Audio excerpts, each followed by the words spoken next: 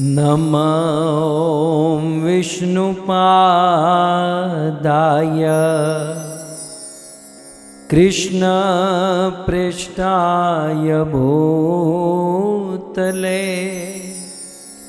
श्रीमते भक्ति वेदांत स्वामी इति नामिने। नमस्ते सारस्वते देवे गौरवाणी प्रचारिणे निर्विशेष शून्यवादी पाश्चात्य देशतारिणे। जगद्गुरु श्रील प्रभुपाद के हरे कृष्णा। सो पवित्र श्राद्ध पक्ष पितृ पक्ष चल रहा है और हम सब श्रीमद् भागवत कथा एवं पितृ महिमा श्रवण कर रहे हैं। ऐसा कहते हैं कि यदि आप अपने माँ बाप को, आप अपने पितरों को तृप्त न करो, अपने माँ बाप को प्रसन्न न करो और दूसरी ओर देवी देवताओं की कितनी भी पूजा करो, कितनी भी सेवा करो, एक नहीं 33 करोड़ देवी देवता मिलकर भी आपको चाहकर भी सुखी नहीं कर सकते। मतलब सभी देवी देवताओं के मन में हो गया कि हम इस बंदे को सुखी करना चाहते हैं, लेकिन यदि पितृ तृप्त नहीं है, हमारे पितृ प्रसन्न नहीं है, तो ये देवी देवता चाहकर भी हमें सुखी नहीं कर सकते। और इसीलिए शास्त्रों में कहा गया है, श्लोक देख सकते हैं, देव कार्यादपि सदा पितृ कार्यं विशिष्यते देवताभ्यो हि पूर्वं पितॄणाप्याययं वरम। देव कार्याद अपि सदा, सदा के लिए, देव कार्याद अपि, देव कार्य से भी। क्या देव कार्य से भी? सो देव कार्याद अपि पितृ कार्य विशिष्यते। देवताओं की पूजा से पितरों की पूजा विशेष मानी गई, ऐसा पुराणों में लिखा है। क्योंकि देवताभ्यो ही पूर्वम, आप देवताओं की कितनी भी सेवा पूजा करें, यदि पितृ प्रसन्न नहीं है तो सारे देवता चाह कर भी आपको सुखी नहीं कर सकते। ठीक है, इसलिए पितृणाप ययनम वरम, इसलिए देवताओं की पूजा से भी पितृ पूजा विशेष मानी गई है। इसलिए देवताओं के पहले हमें पितरों को तृप्त करना चाहिए। और बात यदि इस महीने की हो तो इस महीने में और इस महीने में आगे कहते हैं, श्राद्धात् परतरम नान्यत, श्राद्ध से बड़ा और कोई कर्म नहीं है। इस अगले श्लोक के संदर्भ में कहा जा रहा है, या फिर इस महीने के संदर्भ में कहा जा रहा है कि श्राद्धात्, इस पितृपक्ष में, श्राद्ध पक्ष में, श्राद्धात् परतरम नान्यत श्रेयस कर्म उदाहरितम, श्राद्ध से परम श्रेय कार्य और कोई नहीं है। और तस्मात्, इसलिए सर्व प्रयत्नेन, सभी प्रयत्न करके श्राद्धम कुर्यात्, श्राद्ध करना चाहिए। विचक्षण ऐसा कहा गया है, देखा गया है। बड़ा पवित्र अवसर है पितृपक्ष, श्राद्ध पक्ष। और इस श्राद्ध पक्ष, पितृपक्ष में हम सब पितरों का स्मरण करते हुए यह श्रीमद् भागवत कथा का आश्रय, श्रीमद् भागवत कथा का श्रवण कर रहे हैं। आज हम महाराष्ट्र के संत एकनाथ की कथा सुनेंगे। कई बार होता है ना कि हम डिवोटी हैं, हम भक्त हैं, हमें श्राद्ध करने की ज़रूरत नहीं, परंतु यह श्राद्ध कार्य बड़े बड़े शुद्ध भक्त, बड़े बड़े संत भी करते थे या करते हैं। जैसे नरसिंह मेहता ने श्राद्ध किया, श्री अद्वैत आचार्य ने श्राद्ध किया, तो महाराष्ट्र के संत श्री एकनाथ महाराज ने भी श्राद्ध किया था। एकनाथ उनका नाम ही उनका गुण है, श्री एकनाथ महाराज हैं। एक नाथ, जिसके एक ही नाथ है। इनका नाम एक नाथ क्यों? क्योंकि उनके एक ही नाथ थे। और हम लोगों के कितने नाथ हैं? गंगा गए तो गंगादास, यमुना गए तो यमुना दास, इस मंदिर में मत्था टिकाया, ये नाथ, वो नाथ, वो नाथ। कभी ऑफिस का जो बॉस है वही हमारा नाथ होता है। जहाँ काम पड़ गया, जहाँ आवश्यकता हो गई, हम किसी को भी नाथ बना लेते हैं। लेकिन संत एकनाथ जिनके विषय में आया है, उन्होंने केवल भगवान श्री कृष्ण को अपना नाथ माना था। और उन्होंने बहुत सुंदर भागवत और भगवत गीता के ऊपर मराठी भाषा में, महाराष्ट्र की भाषा में उन्होंने ग्रंथ लिखे हैं। संत एकनाथ है। पैठण गांव में, महाराष्ट्र में एक गांव है पैठण। पैठण में संत एकनाथ जी रहते थे और श्राद्ध पक्ष आया। अभी जो समय चल रहा है, पितृ पक्ष, श्राद्ध पक्ष, और संत एकनाथ महाराज श्राद्ध की महिमा। अब जो भक्त है वो शास्त्र को जानता है, शास्त्र को मानता है। संत किसे कहते हैं? भगवान कपिल देव कहते हैं जो शास्त्र को माने, शास्त्र को जीवन में उतारे, वही तो संत है। तो शास्त्रों में श्राद्ध की महिमा है।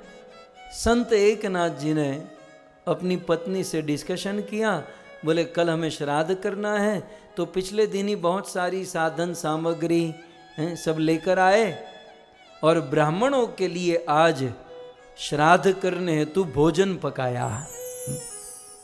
बहुत सुंदर संत एकनाथ की धर्मपत्नी अंदर किचन में, रसोई में भोजन पका रही हैं और संत एकनाथ जी घर के बाहर बैठे हैं। और बाहर बैठे बैठे हाथ में मंजीरा करताल लेकर कीर्तन कर रहे हैं और कीर्तन करते हुए ब्राह्मणों की प्रतीक्षा कर रहे हैं कि ब्राह्मण आएंगे, मैं उनका स्वागत करूंगा और श्राद्ध का भोजन कराऊंगा। लेकिन आज संत एकनाथ की पत्नी ने जिस भाव से भोजन पकाया है, भोजन में भाव की महिमा होती है।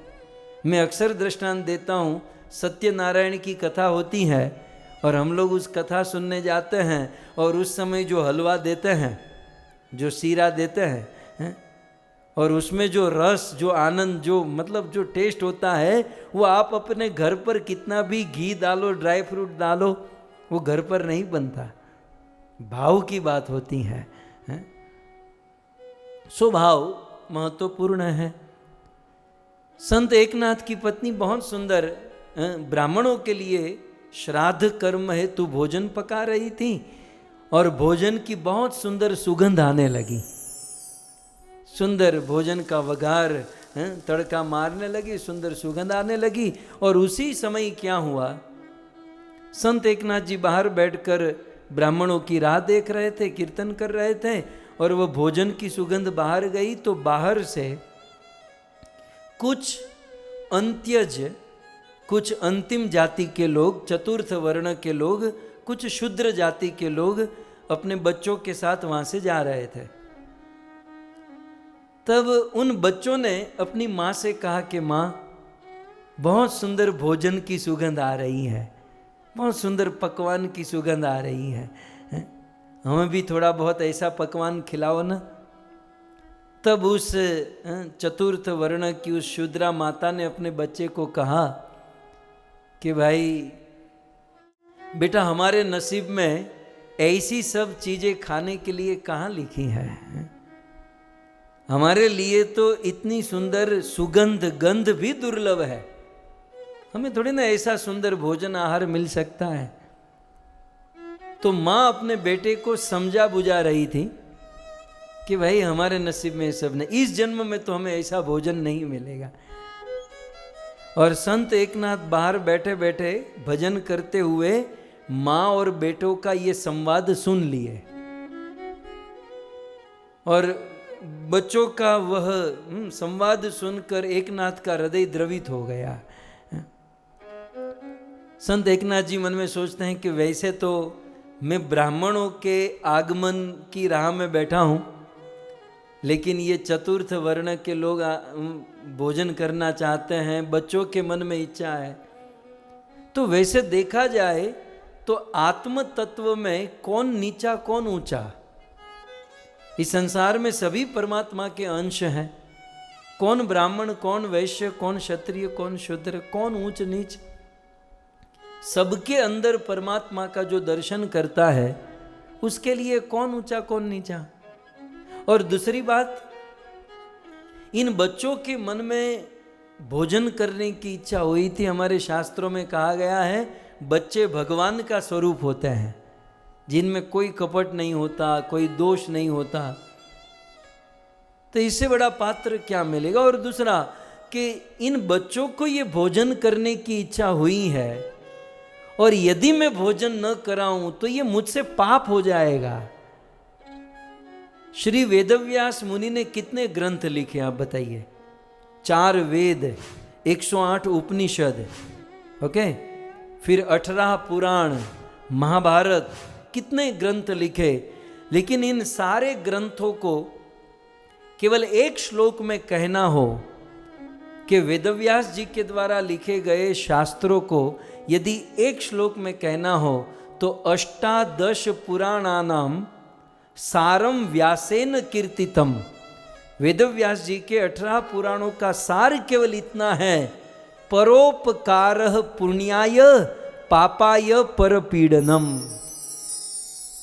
व्यास, महामुनि व्यास की रचना का सार इतना है कि दूसरों के को पीड़ा देने से बड़ा और कोई पाप नहीं है, और परोपकार जैसा कोई पुण्य नहीं है। दूसरों को दुखी करना, दूसरों को पीड़ा देने के बराबर कोई पाप नहीं। पापाय परपीडनम और परोपकारः पुण्याय, परोपकार जैसा कोई पुण्य नहीं है। एक बात तो निश्चित है कि यह संसार एक मुसाफिर खाना है। यहां हम सब मुसाफिर हैं। आप विचार कीजिए, कोई मुसाफिर थक कर किसी प्याऊ, प्याऊ जानते ना, हमारे गुजराती में पानी नो परब कहवाय। कोई मुसाफिर किसी प्याऊ पर जाता है तो क्या वो प्याऊ भेदभाव करता है कि भाई तू ब्राह्मण है तो ही पानी पीना, तू क्षत्रिय है तो ही पानी पीना? मुसाफिर है। इस संसार में सब मुसाफिर है। जब प्याऊ में भेदभाव नहीं होता, रेस्टोरेंट में भी कोई भेदभाव नहीं होता। लेकिन आजकल कुछ विद्वत समाज में ये भेदभाव होने लगता है। संत एकनाथ जी उन माँ और बच्चों के संवाद को सुनकर उनका हृदय द्रवीभूत हुआ, और मन ही मन में सोचते हैं कि परहित सम धर्म नाही।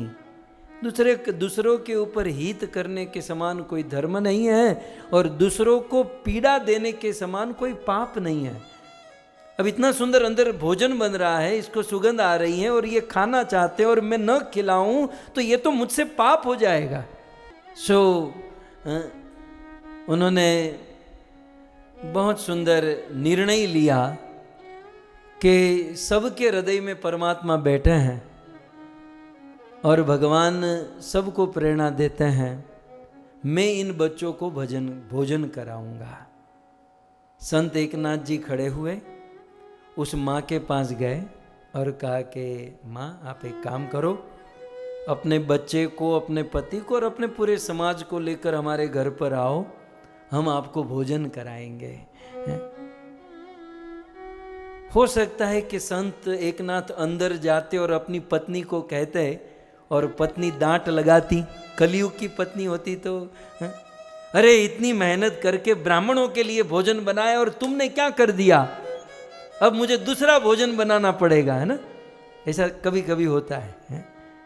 तुमको पता भी है कि किचन में कितना माल पड़ा है, बाहर बैठे बैठे बड़ी बड़ी बात कर देते हो और अंदर। पत्नी की वास्तविक परीक्षा तब होती है जब घर पर अचानक कोई अतिथि आ जाए और किचन में कोई सामान न हो और उस समय भी अतिथियों को संभाल लेना, ये पत्नी की परीक्षा है। बाकी वैसे तो मेकअप करके सज धज कर बहुत अच्छी ही लगती है लेकिन वास्तविक परीक्षा कब होती है, जब गृह अतिथि का स्वागत, वो भी अचानक। खैर, भाई श्री हनुमान प्रसाद पोद्दार हमारे गुरु जी के शिक्षा गुरु हुआ करते थे। उन्होंने एक बहुत सुंदर पद लिखा, मैं आपको दिखाना चाहूँगा। ये हनुमान प्रसाद पोद्दार की रचना है। वो कहते हैं, निज हित परते जैसे चाहे, करे सबनी सो सो व्यवहार। समझने जैसा है, सरल भाषा है कि निज हित, अपना हित सब लोग चाहते हैं ना, कि मेरा हित हो, मेरा शरीर स्वस्थ रहे, मेरा काम धंधा ठीक हो, मेरा घर परिवार ठीक हो, सब लोग यही इसी में पड़े हैं। तो भाई श्री हनुमान प्रसाद पोद्दार कहते हैं कि निज हित जैसे आदमी अपना हित चाहता है, वैसे ही पर हित करने लगे।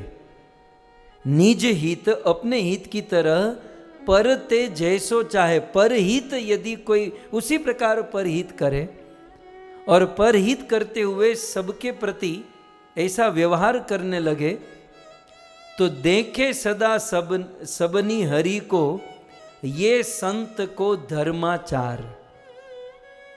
सबके हृदय में हरि परमात्मा का दर्शन करके जिस प्रकार हम अपना हित चाहते वैसे हम सबका हित चाहे, तब समझना चाहिए कि हमारे अंदर भक्ति शुरू हुई है, हम लोग भक्त बनने लगे हैं। बाकी भक्ति का भ हमारे अंदर नहीं है। हम जितना हमारा हित चाहते हैं और जितना हम हमारा हित करते हैं, उतना ही हम दूसरों का हित चाहे, दूसरों का हित करे, तब समझे कि हमारे अंदर भक्ति शुरू हो रही है। भाई श्री ने ये निवेदन किया था। संत एकनाथ जी की पत्नी का नाम था गिरजाबाई। गिरजाबाई तो अपने पति से भी 2 कदम आगे निकली। जब पति ने कहा कि भाई भोजन तैयार हो गया है, ब्राह्मण तो अभी नहीं आए हैं लेकिन ये लोग आए हैं, इनको भोजन करा दो, तो ये बड़ी प्रसन्न हो गई। बोले बहुत अच्छी बात है, हमको कब ऐसा अवसर मिलता, ब्राह्मण तो घर पर आते ही हैं और उनको हम खिलाएंगे, लेकिन आज ये बेचारे छोटे लोग आए हैं, हम इनको भोजन कराएंगे। संत एकनाथ जी तो फिर भी थोड़ी बुद्धि से सोच रहे थे, लेकिन उनकी पत्नी गिरजाबाई, वो तो इन सब के हृदय में परमात्मा देख रही थी। जिधर देखता हूँ उधर तू ही तू है, नदियों में तू है, पहाड़ों में तू है। जिधर देखता हूँ कन्हैया, हे कृष्ण, जिधर देखता हूँ वहाँ तू ही तू है, नदियों में तू है, पहाड़ों में तू है, छोटे में तू है, बड़ों में तू है, पंडित में तू है, अंत्यज में तू है। ये संत एकनाथ की पत्नी गिरजाबाई का भाव था। सुंदर भोजन बनाकर लाई और वहाँ बाहर पत्थर बिछा दिए और सभी मोहरों को, चतुर्थों को बिठाया और उस पत्थर में खूब भोजन परोसा और भर पेट सबको भोजन कराया। ये लोग कभी जीवन में कल्पना भी नहीं कर सकते थे कि ऐसा भोजन हम खाएंगे, लेकिन श्राद्ध के अवसर में उन चतुर्थों को भोजन कराया और बड़े प्रेम से भोजन कराया। इसलिए वर्णन आता है इतिहास में कि भोजन कराने के बाद गिरजाबाई ने सबको मुखवास दिया। आप में मुखवास देते हैं? भोजन के बाद मुखवास खिलाया, तिल का बना हुआ, सौंफ, तिल, धनिया दाल, और सबको आनंद आनंद करा के वहाँ से विदा किया। लेकिन भक्तों, जब ये मोहरों, ये सब छोटे छोटे लोग, छोटी जाति के लोग वहाँ से जा रहे थे ना, तो ब्राह्मणों की तरफ बोल तो नहीं पा रहे थे। ब्राह्मण होते तो मंत्र बोलते, मंगलम भव, सुखम भव, दीर्घायु भव, चिरंजीवी भव। ब्राह्मणों को तो ये सब आता है। ये तो बेचारे छोटे लोग थे, ये बोलने को इतना नहीं आता था, लेकिन बिना बोले अंतर आत्मा से वो आशीर्वाद दे रहे थे कि भोजन तो अपनी जगह पर, एक बात ध्यान रखिए, भोजन तो अपनी जगह पर, लेकिन इस आदमी ने हमारा सत्कार कितना किया, इस आदमी ने हमको कितनी बड़ाई दी। समाज के लोग जहां हमको देखकर अपना रास्ता बदल देते हैं, छू अछूत का ध्यान रखते हैं, और ये संत एकनाथ हमको कितनी बड़ाई दे गए हैं। भक्तों, हम कितने भी महान हो जाए, कितने भी बड़े हो जाए, लेकिन इन छोटे लोगों के साथ कभी उठे बैठे, कभी भोजन ले, और उनकी अंतर आत्मा से जो आशीर्वाद, जो मंगल भावना निकलती है, मुझे नहीं लगता है कोई विद्वान पंडित के हृदय से इतनी मंगल भावना निकलती होगी। इन्होंने अपने अंतर मन से बिना बोले ही उनकी आंतर, उनकी नाभि ने आशीर्वाद दिया कि धन्य हो संत एकनाथ, धन्य हो गिरजाबाई। सो ये छोटे लोग तो प्रसन्न थे ही, लेकिन उससे 10 गुना ज्यादा संत एकनाथ और गिरजाबाई उनको खिलाकर प्रसन्न थे, उनको भोजन कराकर प्रसन्न थे। सो बहुत सुंदर आनंद हुआ। और अब जब वे लोग चले गए, तब दोनों पति पत्नी एक दूसरे के सामने देखते हैं कि भाई ये काम तो अच्छा हो गया, लेकिन मैं ब्राह्मणों को निमंत्रण देकर आया हूँ, मैंने ब्राह्मण को आमंत्रण दे दिया है और वो ब्राह्मण आते ही होंगे। गिरजाबाई ने कहा चिंता मत करो, वो साड़ी का पल्लू डाल दिया कमर में, बोले मैं जल्दी और नया भोजन बनाती हूँ, आप एक काम करो, ये सब धो दो, ये सब साफ कर दो, ये भोजन किया है, क्योंकि ब्राह्मण आएंगे तो थोड़ी पवित्रता का ध्यान रखना है, और मैं भोजन पकाती हूँ। संत एकनाथ जी ने कीर्तन करते हुए अपने घर को, अपने उस प्रांगण को धो दिया, साफ कर दिया, और दूसरी ओर गिरजाबाई ने बहुत सुंदर पुनः ब्राह्मणों के लिए भोजन पकाया। और ब्राह्मण आए, आकर बिल्कुल लाइन में पंगत में बैठ भी गए। ब्राह्मण लोग आकर बैठ गए। उनमें से एक बड़ा एक्टिव ब्राह्मण था, जो सोशल मीडिया में थोड़ा सा ज्यादा पावरफुल था। वो आकर सभी ब्राह्मणों के बीच में कहता है कि यहां पर भोजन करने लायक नहीं है। बोले सुगंध तो बहुत अच्छी आ रही है, क्यों नहीं करना है? बोले अभी 2 घंटे पहले यहां पर शूद्र लोग, चतुर्थ वर्ण के लोग आकर भोजन किए हैं, मतलब ये स्थान अपवित्र हो चुका है, ये घर अपवित्र हो चुका है। इस प्रकार से जब अन्य ब्राह्मणों को पता चला, तो सारे ब्राह्मण खड़े हो गए और क्रोध करने लगे। बोले एकनाथ, तू हमारा अपमान करने के लिए हमको यहां पर बुलाया है? तुझे पता नहीं कि हम कितने चुस्त ब्राह्मण हैं, हम कितने प्योर डिवोटी हैं, कितने पवित्र ब्राह्मण हैं? जहां शूद्र लोग खाते वहां हम लोग खाएंगे। सारे ब्राह्मण झुंझलाते हुए, लाल पीले होते हुए क्रोध करने लगे। और पहले मतलब चलो उनको खिलाना था तो हमारा उच्चिष्ट खिलाते, अब वो लोग खाकर चले गए, मतलब उनका उच्चिष्ट हम खाएंगे ब्राह्मण लोग। तब एक नाथ जी क्लेरिफिकेशन देते हैं, भाई वो लोग आए थे और एक्चुअली आपके लिए भोजन बन रहा था, लेकिन उन्होंने उस भोजन की सुगंध ग्रहण की। जो भोजन को सूंघता है उससे ही भोजन झूठा हो जाता है। आपकी जानकारी के लिए, कई बार कुछ माताओं को, कुछ प्रभुओं को ये बड़ी आदत होती है सूंघने की। सब्जी को ऐसा सूंघते हैं, वो सूंघना वो खाने के बराबर ही होता है। इसलिए आप प्रभु के लिए भोजन बना रहे हो ना, तो इतनी एक्सपर्टाइज होनी चाहिए कि बिना सूंघे ही अच्छा भोजन बनाए। तो बोले भोजन आपके लिए बना था, लेकिन वो लोग सूंघ रहे थे, तो एक प्रकार से उनका जूठन हो चुका था, तो हमने उनको खिला दिया। और आप चिंता मत करो, आपके लिए हमने नए सिरे से ये सब धोकर साफ करके, बर्तन प्रांगण सब साफ करके आपके लिए पवित्र भोजन बनाया है। एक नाथ जी ने बहुत मनाया, बहुत मनाया, लेकिन ये ब्राह्मण लोग मानने वाले थे, ये लोग नहीं माने।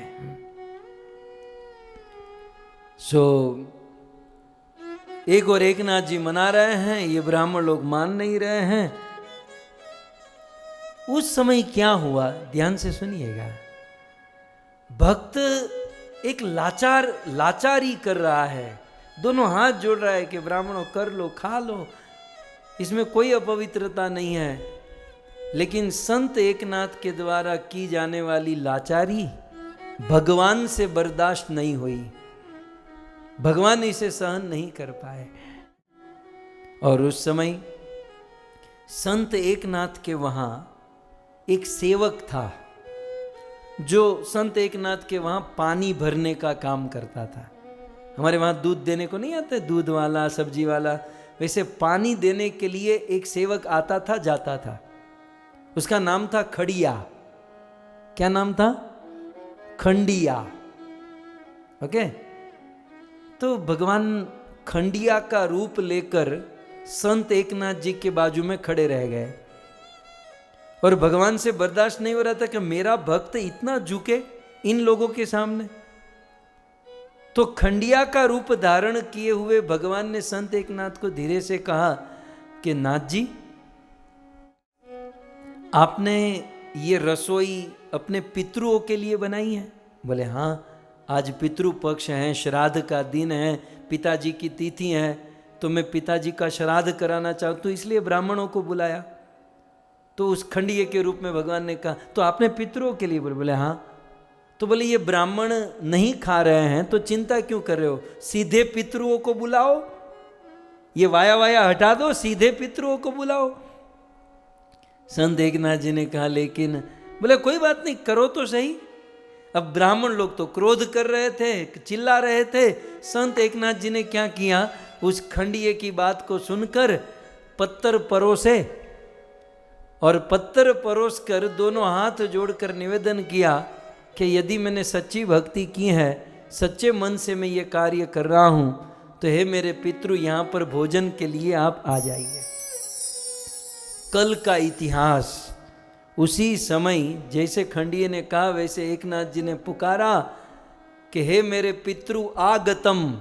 जैसे ही आगतम बोले, संत एकनाथ के पिता, उनके पिता 3 पीढ़ी उनके सामने प्रकट हो गई।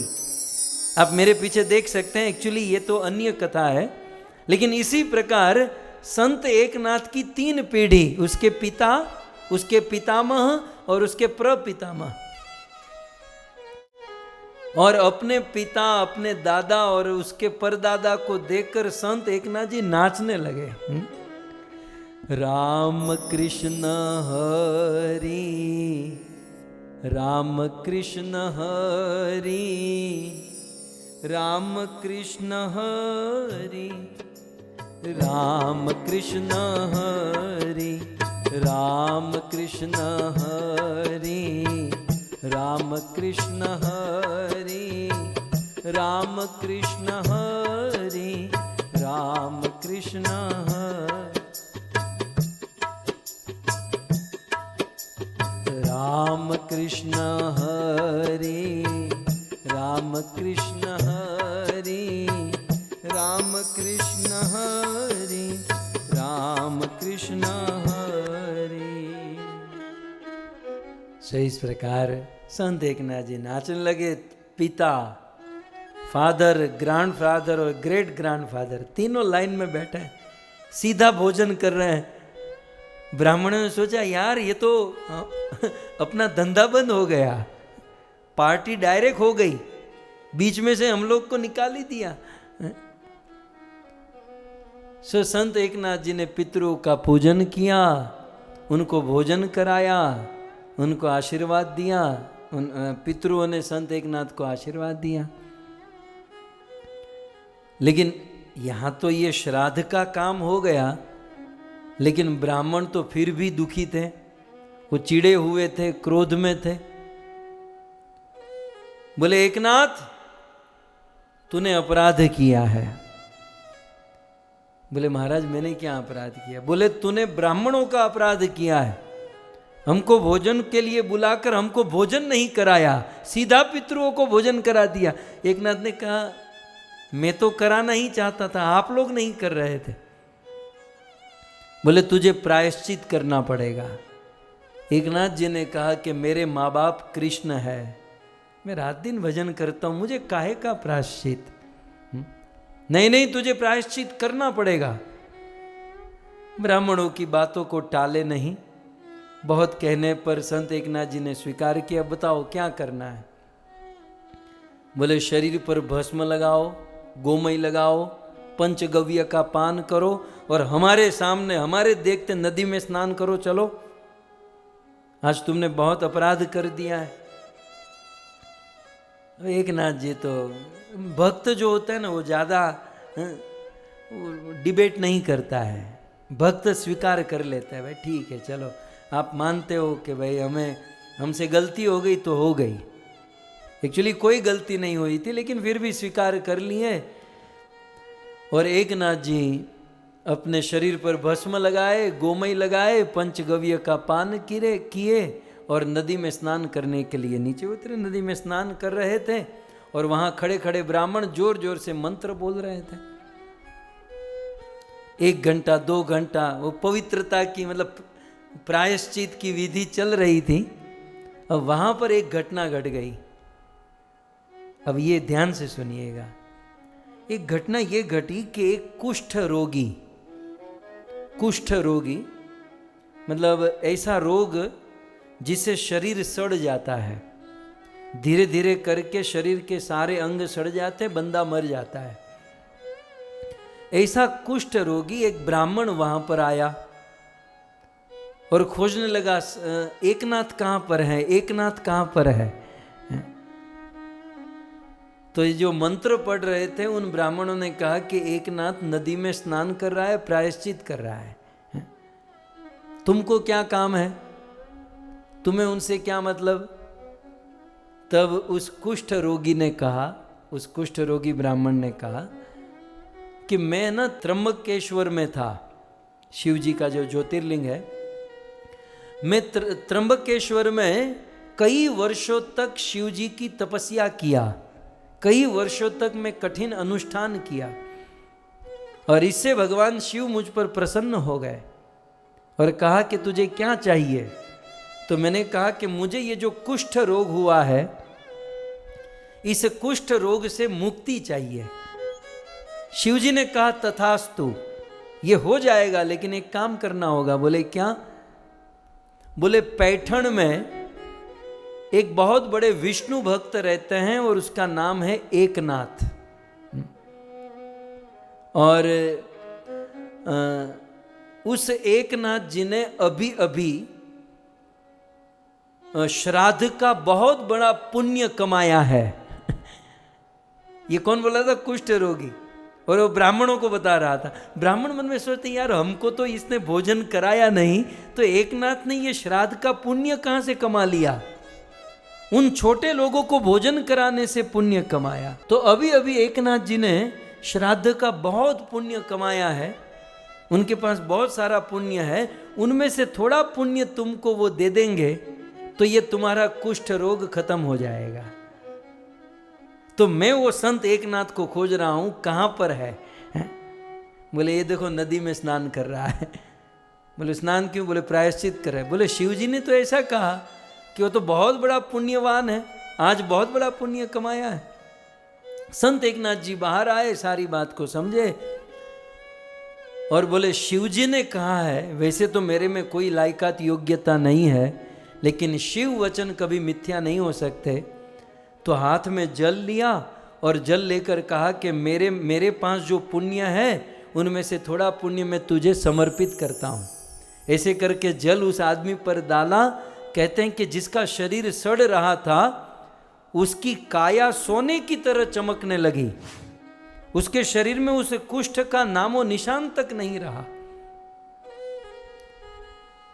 और यहां साबित हो गया कि संत एकनाथ का कोई अपराध नहीं है। और इस प्रकार से उन चतुर्थों को भोजन कराना, इससे बहुत बड़ा फल पुण्य प्राप्त हुआ है। सो कहने का अर्थ यह है कि जो व्यक्ति निस्वार्थ भाव से कोई सेवा करता है, तो निस्वार्थ भाव से सेवा करने से कोई फल मिलता है वो तो दूर की बात है। निस्वार्थ भाव से सेवा करने वाला व्यक्ति स्वयं ही फलदाता हो जाता है, वो दूसरों को फल देने में समर्थ हो जाता है। तो ऐसे संत एकनाथ इस पावन पितृ पक्ष में स्वयं श्राद्ध किए थे और अपने पितरों को प्रगटा कर उनको भोजन कराए थे। सो हमें भी इस आचार्यों का, इन संतों का अनुगमन करते हुए ये श्राद्ध आदि विधि क्रिया करनी चाहिए। मनु संहिता में लिखा है कि पितृ पक्ष में एक पुत्र को अपने पितरों के लिए क्या करना चाहिए।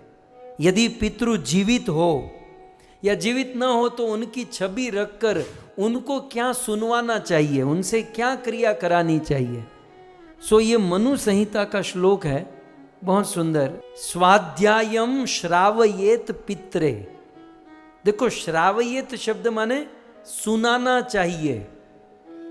यहां श्रवणात, श्रवण नहीं लिखा, श्रावयेत माने सुनाना चाहिए, सुनाओ। तो श्रावयेत पित्रे, अपने पितृ को, अपने माता को, पिता को श्रावयेत सुनाना चाहिए। स्वाध्यायम अध्ययन कराना चाहिए। क्या कहते हैं? धर्म शास्त्राणी, धर्म शास्त्र सुनाने चाहिए। और दूसरी लाइन में है आख्यानी इतिहासानी, और इतिहास सुनाने चाहिए। महाभारत इतिहास के अंतर्गत आता है। धर्मशास्त्र जो हम अन्य अन्य पुराण पढ़ते हैं, अन्य अन्य ग्रंथ पढ़ते हैं। और फिर पुराणानी अखिलानी च, और भागवत जैसे पुराण सुनाने चाहिए। तो बहुत सुंदर लिखा कि श्रावयेत पित्रे, इस पितृ पक्ष में, श्राद्ध पक्ष में पित्रे श्रावेत, पितृओं को सुनाना चाहिए। पितृ यदि जीवित हो तो साक्षात साथ में बिठाकर, और यदि साक्षात न हो तो उनकी छवि को रखकर मन में उनका स्मरण करके स्वाध्यायम श्रावयेत पित्रे, पितरों को भागवत और धर्मशास्त्र ये सब ग्रंथ की कथा सुनानी चाहिए। श्री कृष्णचंद्र भगवान की, श्री पावन पितृ पक्ष की।